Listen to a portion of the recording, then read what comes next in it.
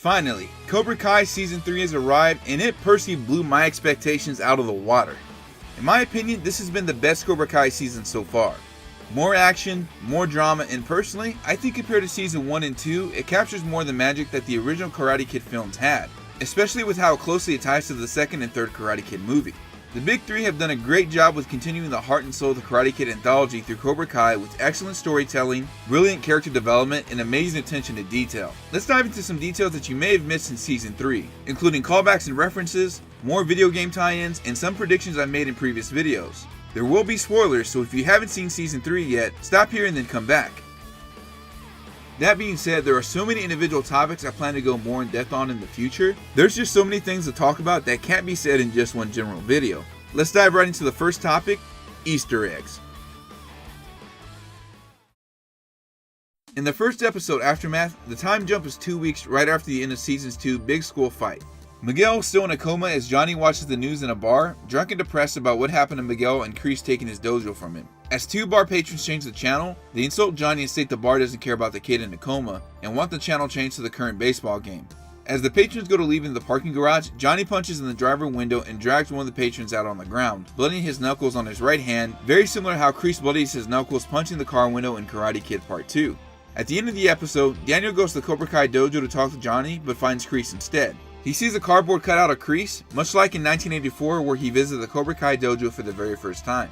Kreese comments about how Miyagi's name is being dragged through the mud and how he wishes he could see the look on the little bastard's face. The same thing he says to Miyagi in 1984 and how he's a pushy little bastard.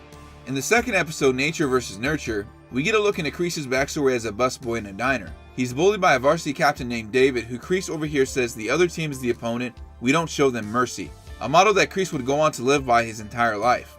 The scene also opens up having us think that Kreese is the guy in the jacket, but Kreese is actually the busboy in the diner, overhearing David saying no mercy for the first time, chronologically that is. David is also played by Jesse Cove, who is the son of Martin Cove, the actor that plays Kreese. In the third episode, Now You're Gonna Pay, the title is a reference to the line Johnny says in Karate Kid 1 when he and his gang catch up to Daniel. At the beginning of this episode, Johnny drunkenly wanders into a sermon Bobby is giving. He talks about what he and Bobby used to do before Bobby became a reverend, and Bobby, having heard enough and to also help sober up Johnny, sweeps him in a similar manner to how he swept Daniel on the soccer field in Karate Kid 1. In the last third of the episode, Daniel recalls why he wanted to open a dealership. He and his mother had a broken down car that barely worked and he wanted to give people that same excitement. He also remembers the bonsai lesson that Mr. Miyagi gave to him in Karate Kid 1. If it comes from inside you, always write one.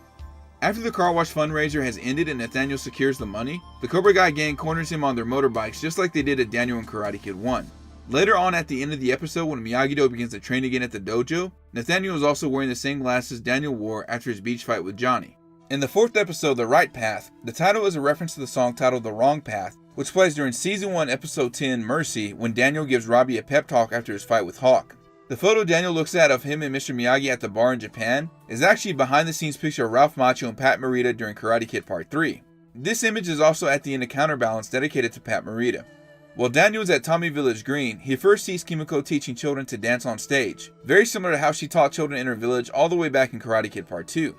During the soccer match with Cobra Kai vs. Miyagi-Do, the song playing is Rock and Roll Over You by the Moody Blues, the same song that plays when Daniel and Kumiko go to an establishment where people are trying to break the ice. In the same scene, Dimitri sweeps Hawk just like Bobby swept Daniel on the soccer field.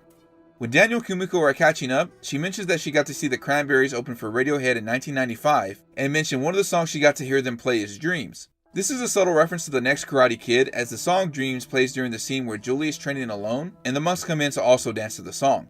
She also mentions London, as in the previous year 1994, the song Dreams was in the top 30 earlier that year of the UK singles chart. This is also the same year the next Karate Kid was released. Kumiko and Daniel also talk about the reason why she stays single is that she remained a free agent, something Daniel told her in Karate Kid Part 2, and not a lot of guys fought to the death for her, which what Daniel did at the end of the movie. When the counselor lets Cobra Kai go and decides to penalize Miyagi-Do, Sam says this school sucks, the same thing her father said when Johnny and Bobby instigated the fight on the soccer field. Later on, when Kumiko and Daniel talk about Yukie and Mr. Miyagi, Daniel lights a lantern in honor of Mr. Miyagi, much like he and Mr. Miyagi did to honor Mr. Miyagi's father in Karate Kid Part 2. In the ending scene of the episode, we see two things. A shot of the ice being broken, much like Daniel did in Karate Kid Part 2, and Kumiko and Daniel having a drink but being interrupted by Chozen, much like history repeating itself. In the beginning of the 5th episode of Miyagi-Do, we get a recap of the final fight between Daniel and Chozen at the end of Karate Kid 2. We also get some new and unused footage from the original movie. After Miyagi advises Daniel that this isn't a fight for points but for his life, Daniel says I know and goes to confront Chozen. In the original cut of the movie, after Daniel hears this, he looks very nervous and moves forward. He doesn't say I know in the original movie. We also get a shot of Daniel confronting Chozen as he says, now we fight to the death. Another shot not in the original movie. There's a slight difference of quality that you can see of what was in the movie and what wasn't. This is very similar to how Ace Degenerate used unused footage of Johnny and Daniel from the end of the first movie. Chozen also wears red in this episode, similar to how Johnny wears red and Daniel wears blue. Something I noted in my Cobra Kai game tying in a Season 3 video. Chozen takes Daniel on another tour of Okinawa and realizes that Daniel also knows about Shinpo Sensei of Miyagi-Do, as Daniel remembers Mr. Miyagi telling him the history of the Miyagi-Do in Karate Kid Part 2. During the scene where Chozen takes him back to his dojo, Daniel discovers the scroll of the crane technique in another scroll he hasn't seen before. The music is a callback to the Bonsai Tree song from the Karate Kid 1 soundtrack when Mr. Miyagi teaches Daniel how to trim bonsai trees. The song represents Daniel's curiosity about the unknown nature of Mr. Miyagi to him, much how the secret is also unknown to him. We also hear one of Mr. Miyagi's motifs playing in the background as well. During the sparring scene of Daniel and Chozen, it is very interesting to note that Daniel wears white while Chozen wears a very faded, almost black gi, representing that Daniel knows a modified light version of Miyagi-Do, while Chozen knows the unmodified and seemingly dark version of Miyagi-Do. And his gi is faded because he is no longer twisted like he was in Karate Kid Part 2. An interesting thing to note is Chozen says defense takes on many forms, alluding to the secret Miyagi pressure points, offensive strikes that disable the opponent. Chozen also performs a very modified version of Miyagi-Do kata. This could be the true kata of Miyagi-Do, while Daniel has been taught a modified version of the kata, as both katas end in the same pose. Of course, what seems to be everyone's favorite moment is where Chozen pranks Daniel with the honk, something he and Mr. Miyagi did in Karate Kid Part 2 where they spare their enemies. Daniel also asked Chozen to teach him the pressure points, the same question he asked Mr. Miyagi long ago. But Mr. Miyagi would only teach him for a good reason because karate is meant for defense only, not revenge. Now that Daniel is of age, Chozen agrees to this because he knows Daniel will put it to good use, and also states that Mr. Miyagi was an honorable sensei. Back at the arcade, we have the horrifying scene of Hawk breaking Dimitri's arm. This is what would have happened if Miguel had shown mercy to Robbie back during the school fight and broke his arm. The fight would have ended a lot differently. When Daniel and Chozen part ways, he gives Daniel the scroll to Miyagi's pressure points and says, "You keep for your collection." Something he said back in Karate Kid Part 2 but to Kumiko, although Daniel was present, in a negative manner after taking his shirt off due to Kumiko throwing a tomato at him. Right before Daniel leaves Okinawa and meets up with Kumiko, he's introduced to someone he hasn't seen in years, Yuna, the girl he saved during the typhoon. Because he saved her life, Yuna is now repaying the favor by saving Daniel's life. She is a senior vice president of sales for Doyona International and is able to prevent Doyona from splitting from LaRussa Auto due to the bad publicity from the school fight in Season 2. When Amanda confronts Kreese at the end of the episode, Kreese says his classic line, "But I like that, from Karate Kid before being interrupted by Amanda's slap. Amanda also calls Kreese Rambo in this scene, a subtle reference to Martin Kove, Kreese's actor, playing Michael Reed Erickson in Rambo First Blood Part 2. In the 6th episode, King Cobra, the title is a reference to the song that plays at the end of the Season 1 Episode 10 Mercy, when Kreese returns and talks to Johnny at the Cobra Kai dojo, insinuating that Kreese is the King Cobra. We also get another flashback of Kreese during his time in the Vietnam War, and where he learned martial arts from. Captain Turner, who learned Tong Soo Do from Master Kim Sun Young, something that Terry Silver confirmed in Karate Kid 3. Captain Turner also does a punching motion to Kreese, very similar to how Kreese reprimanded his student in Karate Kid 1. "You lose concentration on the battlefield and you're dead meat. Kill or be killed, no mercy." This is the basis of his philosophy for Cobra Kai. Strike first, strike hard, no mercy. Hulk also shows no mercy to Brooks, where we see his knuckles are bloody as he stands up. This is a callback to Terry Silver making Daniel's knuckles bleed during training at the request of Kreese, saying, "It's blood, so what? Make believe it's his." At the end of the episode, Kreese greets Daniel with the "Hello, Dandy Boy" over the phone, which is what Terry's nickname was for Daniel in Karate Kid 3. He also releases a snake in a LaRusso Auto declaring it's now open season on them and you. The same thing he told Mr. Miyagi if Daniel and Mr. Miyagi did not show up to the tournament. The 7th episode, Obstaculos, opens up with Sam dreaming about Tori confronting her in the Miyagi-Do dojo, very similar to how Mike Barnes confronted Daniel at the dojo in Karate Kid Part 3, and cutting off his air supply, much like Tori does to Sam at the end of her dream. Daniel takes Sam to fish to spend some time with her, very similar to how Mr. Miyagi took Daniel out on the lake during his training in Karate Kid 1. Daniel also tells the story of how he, Miyagi, and Sam went on a fishing trip and Sam learned how to balance and didn't fall once. After finding out what is bothering Sam, Daniel takes her to the All Valley and recalls his fight with Mike Barnes at the end of the Karate Kid Part 3, where he was afraid of Mike Barnes much like Sam is afraid of Tori. He also tells her that she is the one that has to stand up when she is down, and a mentor can only do so much, but he would always be there for her like Mr. Miyagi was there for him. The 8th episode, The Good, the Bad, and the Badass, Daniel recalls his lesson of forgiveness. Mr. Miyagi told him that if you look for revenge, start by digging 2 graves. When they hear the news that the All Valley tournament is being shut down, Johnny and Daniel are in a sense relieved as there's nothing left to prove, similar to what Mr. Miyagi says after Daniel's fight with Bobby in Karate Kid 1, and also advising against Daniel to compete in Karate Kid Part 3. Kreese's appeal at the City Council meeting of teaching through strength and discipline is very reminiscent of Terry Silver's speech before Daniel fights in Mike Barnes in Karate Kid Part 3, putting on a front that he's doing good just like Terry did. When Miguel visits Miyagi-Do for the first time, he speculates if karate is actually taught here, but Sam tells him the age-old, not everything is as it seems, just like Miyagi told Daniel a few times. Robbie also confronts Miguel and Sam, although this time it is a reversal of what happened in Different But Same in Season 1, where Miguel confronted Robbie and Sam, staying true to the episode title. In the 9th episode, Feel the Night, we have the return of Allie Mills.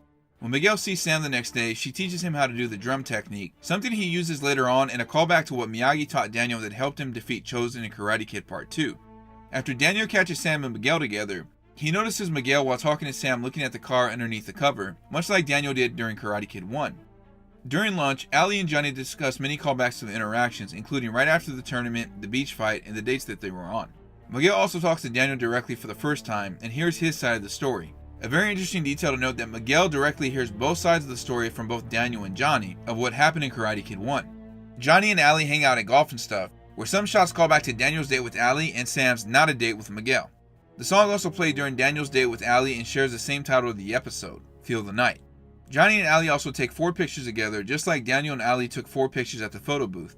At the end of the episode, Johnny sees Allie greeting Daniel, very much like how he saw them in Karate Kid 1. We also get a very similar shot of the country club, just like we did in Karate Kid 1 when Daniel goes to pick up Allie. In the final episode of the season, December 19th, the title is a reference to the day where Daniel fought Johnny in the All Valley tournament, as noted in Season 1's Ace Degenerate. We open with the flashback of Kreese and his squad in Vietnam, being forced to fight to the death much like in Karate Kid 2. Allie greets Daniel with an L, just like they exchanged names in Karate Kid 1, and also references to Daniel sneaking around the kitchen in the first movie. Daniel also notes that Johnny is Allie's date, just how he jumped to conclusions when he caught them dancing and kissing at the country club. When Tori and the rest of the Cobra Kai invade the LaRusso home, she's wearing a skeleton jacket much like Johnny did in Halloween in 1984. Allie also notes that Daniel jumped to conclusions about her friend at UCLA, and that Daniel needs to get the brakes checked, a reference to how Daniel broke up with Allie and had a red car at the beginning of Karate Kid 2. When Sam is fighting a member of the Cobra Kai gang, she counters his attack and tosses him into a wall, causing him to turn off a light, much like Miyagi did to Mike Barnes in Karate Kid Part 3. As Daniel says goodbye to Allie, we hear musical cues from the Karate Kid 1 soundtrack that played in scenes involving Daniel and Allie. When Tori knocks the picture of Miyagi off the wall, which by the way, how dare you, she remembers what Daniel tells her, and this is also reminiscent of how Miyagi was there for Daniel during his fight with Mike Barnes. One of my other favorite parts of the episode is Hawk realizing what he's done, teams up with Dimitri to face their common enemy, just like Daniel and Johnny did in Nature vs. Nurture. When Miguel starts to turn the tide against Kyler, he remembered what Sam showed him and uses the drum technique for a brief second, but did not learn how to use a counterpunch in the technique like Daniel did. When Sam finishes the fight with Tori, she disables and corners Tori very much like Miyagi did at Chozen when he and his goons attacked his home in Dojo in Karate Kid Part 2. We also see in the flashback how Kreese saved Terry Silver's life. He took his place to fight Captain Turner, which explains his loyalty to Kreese in Karate Kid Part 3. We also see that the bridge is over a snake pit, which goes to inspire Kreese to name the dojo Cobra Kai. As history repeats itself, Kreese begins to choke Johnny to death but is saved by Daniel, much how Johnny was saved by Miyagi when Kreese choked Johnny in Karate Kid Part 2. Another interesting detail to note is that Daniel nearly avoids every strike, similar to how Miyagi was almost never hit during the anthology by his opponents outside of one hit and is thrown through the glass by Kreese, in a reversal of how Kreese damaged himself through the glass back in Karate Kid 2. Daniel showing up to save Johnny could also be a callback to Daniel confronting Silver by himself in Karate Kid Part 3, but is attacked by Mike Barnes and saved by Mr. Miyagi. By using the Miyagi-Do secret pressure points, he brings Kreese to his knees just like Miyagi did during the beginning of Karate Kid 2. Kreese also advises that they should settle this the old-fashioned way, tournament, just like Miyagi said to Kreese to settle the feud between Daniel and Johnny. Kreese also makes a phone call to Silver, just how he came to Silver for help in Karate Kid Part 3. When Daniel and Johnny start to teach Eagle Fang and Miyagi-Do together, they are standing in the same place like they did during their match in Karate Kid 1, Johnny on the left and Daniel on the right, but this time not bowing out of competition, but bowing because they're finally working together. Let's also talk about how the Cobra Kai game ties into Season 3, and some subtle references that the game made to the show or vice versa. In the beginning of Aftermath, we see Moon in the park playing guitar with some of her friends and singing. In the level Morrison Street, which is just before LaRusso Auto, near the end of the level we see Moon in the background, stands a guitar as the level is based on a park. In my previous video how Cobra Kai game ties into Season 3, One of my theories, initially based on the scene of Daniel and Johnny teaming up in a garage, was that they could have been looking for leads on how Kreese was able to fund his dojo or how Tom Cole was possibly involved in shady dealings. While this theory is now debunked on that they were looking for Robbie, there is still some truth to this prediction. There was a vehicle that was moved from LaRusso Auto by Robbie, and Louis shows this to Amanda and Daniel, showing that it has been missing for exactly 2 weeks, the same time that Robbie ran off after injuring Miguel. Johnny and Daniel in Nature vs. Nurture did see the missing van at a gas station, and after a chase, cornered the driver at a chop shop. And Tom Cole did do something shady. He convinced Doyona to cut ties with LaRusso Auto and also offers to buy LaRusso Auto. In the video game, Trey and Cruz, Robbie's former allies, are confronted several times throughout the game. Johnny and Daniel go to visit them in Nature vs. Nurture, and Cruz calls one of the guards a bitch-ass Kevin James punk. Not only a reference to the movie Paul Blart Mall Cop that Kevin James starred in, but also a reference to an enemy named Blart, who is a mall cop and rides around on a Segway. When Daniel and Amanda go to the PTA meeting at the school, Daniel speaks up and someone yells out, "Quiet you, I heard you were the real bully." This is very similar to the Cobra Kai ending of the game, where Miyagi-Do is shut down and Daniel and Amanda are dealing with bad publicity, much how they are now in Season 3. And Now You're Gonna Pay, we are introduced to an unnamed antagonist who terrorizes Robbie and Juvie. Turns out his name actually is Sean, as confirmed by IMDb. In the video game, he uses a very similar fighting style, and because of his actions at the mall, he is sent to Juvie, which is where he is in Season 3. In the same episode, Johnny runs into Lau at another pawn shop location, hoping he could have avoided him. Lau tells him that he has 3 locations, a subtle nod to his secret pawn shop locations in the video game, where one is at the mall, another at the school, and the last one at Valley Fest. One very interesting thing to note in the episode Miyagi-Do, Sam goes to confront Cobra Kai with the help of her friends at Golf and Stuff where Chris works. This is similar to how the game opens up on the Miyagi-Do side of the story, where Sam fights her way through Golf and Stuff. Later on, you can replay this level with characters you unlock from Miyagi-Do, such as Dimitri, and also Cobra Kai, which is Hawk and Tori. Dimitri also asks Sam before the fight, "Are you sure we should be doing this?" something he says often after defeating enemies. In the episode King Cobra, Kreese visits the school to recruit Sarah, Kyler, and Brooks. Very similar to how he as Kyler and Brooks work for him in the video game. He is known as the creepy karate guy on both sides of the story, and a nod to how he recruits the new students watching them in the shadows. Armand is also called to the LaRusso household to have a business meeting with them, similar to how in the video game Kreese has called him to a business meeting at the bar, and how Kreese wants true karate at the strip mall. In the game, Armand uses other people to fight for him, as he really does just have one attack of him rolling around and doesn't do much damage. Watch how he calls his nephews Eric and Grigor to help him remove Kreese. In the episode Obstaculos, Johnny dons his classic red jacket as seen in the original Karate Kid movie and his outfit in the video game. He also wears this on the poster of Season 3. In the following episode, The Good, the Bad, and the Badass, Kreese appealing to the city council about the All Valley is very similar to how he wants to gain control of the tournament in the game. If you get the bad ending on both sides, Kreese has taken over the tournament and states that it's no longer about points but life and death. And of course, the final fight in the dojo is an allusion to the final fight of the game, where Daniel and Johnny team up to take down Kreese. Also, after finishing their story, Principal Lopez believes that Hawk and Dimitri are making it up, and it is heavily implied that they get ready to team up and take him down, just how like they team up at the end of the season. Let's dive into the final topic of some miscellaneous details and things I noted from previous videos, interesting notes, and my overall thoughts on the season. Something I think we all thought but knew is that Daniel was the son Mr. Miyagi never had. In the episode The Right Path, Mr. Miyagi confirms this in the final letter he sent to Yukie the week he died. This was something I noted in my Why Johnny Lawrence is the Better Sensei as of Season 2 video. It was nice to finally have it confirmed for Daniel and helped him find balance. That it's the right people that guide us as the signs that we need. Another interesting comparison to this fact is that Johnny in the episode King Cobra goes on to finally reconnect through Ali through letters, though in this case a Facebook message. Much how like Miyagi never left Daniel's side, we see that here in Season 3 as Johnny helps Miguel relearn to walk and Miguel stands by his sensei opening a new dojo. In the episode Obstaculos, Miguel returns to school and wants to talk to Hawk about Kreese and the Cobra Kai dojo. However, the bell interrupts them, much like it did for Sam wanting to tell Robbie that she kissed Miguel in the episode No Mercy. Two recurring themes in the season are redemption and forgiveness. Daniel and Johnny in several cases finally accept the mistakes that they have made when it comes to training their students, how they've acted through their rivalry, or how things just got out of hand. Daniel forgives Chosen, and although not directly stated but implied, by the end of the season Johnny and Daniel forgive each other when they start to teach together. Dimitri forgives Hawk, and Hawk redeems himself by realizing that Kreese never cared for him. Sam and Miguel agree to forgive each other and start over and start to rebuild their relationship. One of my favorite and funny callbacks is how Johnny's TV keeps falling off the wall. It fell off the wall during his fight with Daniel in Season 2, and now it falls off when he and Carmen get heavy. Another important piece of symbolism is duality, or yin and yang. This can be easily said about Johnny and Daniel throughout the entire anthology, but especially the outfits that they wear during the Christmas party and when they begin to train their students together. This is also symbolized by their outfits during the final fight. Daniel wearing a white shirt while Johnny wears black. As mentioned before, Chosen and Daniel also represent this during their sparring session. And what could be a nod into how it all started? Leave it to Allie of all people as the person to bring balance to both Daniel and Johnny's feud to end, stating that both Daniel and Johnny are more alike than they care to admit, and they both see themselves in each other, whether it be the strength or the flaws. She also brought closure to both Johnny and Daniel, and I think this was the best choice for the series. Daniel has Amanda, and Allie made an excellent point to Johnny. It's okay to revisit the past, but you can't live there, you have to live for now. My previous video noted that there was a strong chance that Kreese was going to go after Robbie, and this is alluded to when Kreese meets Johnny at the bar about welcoming our boy home. And although Johnny said stay away from Miguel, Kreese actually meant Robbie, but the 3 minutes were up so Johnny never got to hear it. All in all, I think this season was definitely worth the wait. We have Cobra Kai Season 4 already going to start filming later this January, and rumors that there were always going to be 6 seasons. The news just keeps getting better and better. I definitely cannot wait to make more videos about Season 3 in the future, as there's a lot to talk about and just so much to say that I can't do it in just one video. Also, funny note, I made a meme right before Season 3 was released on Netflix, and it turns out I was partly right about this too. Let me know what you guys think down in the comments below, what your favorite parts of Season 3 were. If you liked the video, please subscribe and give it a like and share it with your friends. Thanks for watching, and thank you guys for 300 subscribers. Your support means so much to me.